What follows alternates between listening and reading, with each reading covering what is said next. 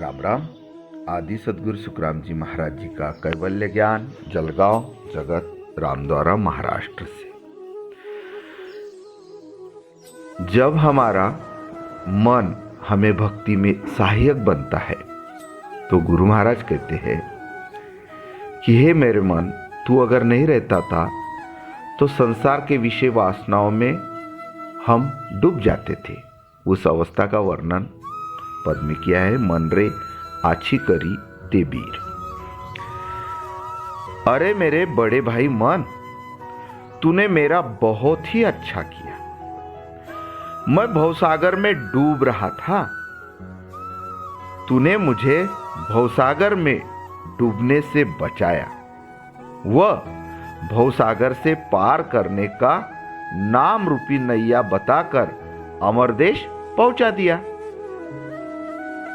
मेरे बड़े भाई मन, तू नहीं रहता था तो मैं संसार के विषय वासनाओं में डूब मरता व इस शरीर से काल के अनेक दुख सहता। भवसागर के सुख ये मृगजल के समान है। प्यासे हिरण को रेतीले जमीन पे प्यास तृप्त करने वाला पानी का सागर दिखता, वो प्यास बुझाने के लिए वह हिरण रेतीले जमीन पे दिखने वाले सागर के ओर दौड़ता।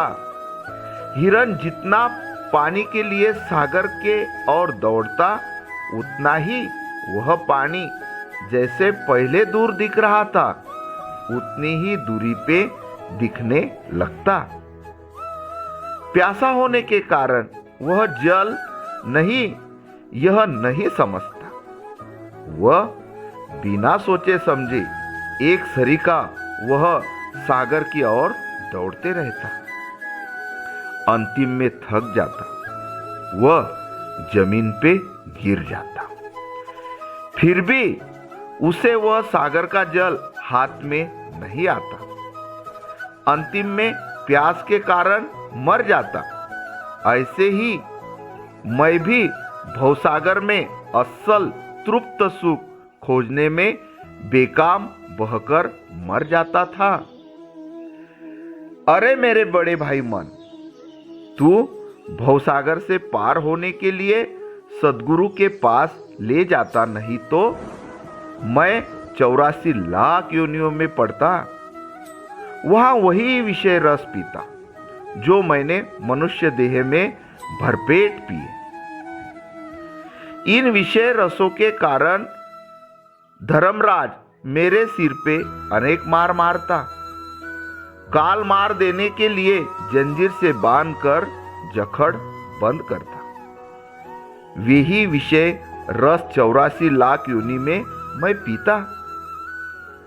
अरे बड़े भाई, मेरे जैसे जोहरी व सराफी फूस व कचरे में पड़ा हुआ हीरा तथा सोना कचरा व फूस पटक कर अलग करती।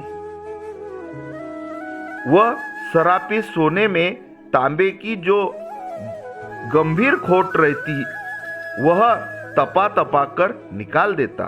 ऐसे ही मेरे बड़े भाई, मैं विषय विकारों में भ्रमित हो गया था। यह भ्रमित विषय विकारों की गंभीर खोट तूने मुझे ज्ञान समझा समझा कर निकाल दी। वह तृप्त सुखों के लिए मुझे सदगुरु के शरण ले गया। जैसे जगत में सागर पार होने के लिए नाव रहती, ऐसे सदगुरु के पास भवसागर पार करने की नाम रूपी निज तत्व की नाव रहती। जैसे उस नैया में सागर पार करने वाला बैठता, ऐसा मैं भी नाम रूपी निज तत्व की नैया में बैठा। सागर पार करने के लिए नैया चलाने वाला केवट होता, वैसा भवसागर पार होने के लिए सदगुरु केवट होते है। नैया में बैठे हुए यात्री सागर की लाटाए जानलेवा प्राणी देखकर घबराते। वह सागर पार करना नहीं चाहते। इन घबराए हुए यात्रियों का नैया का केवट जैसे धीर बांधता, वो सागर उस किनारे पहुंचा देता, वैसे ही संसार के दुख व विषय विकारों का सताना देखकर मैं अधीर होने लगा।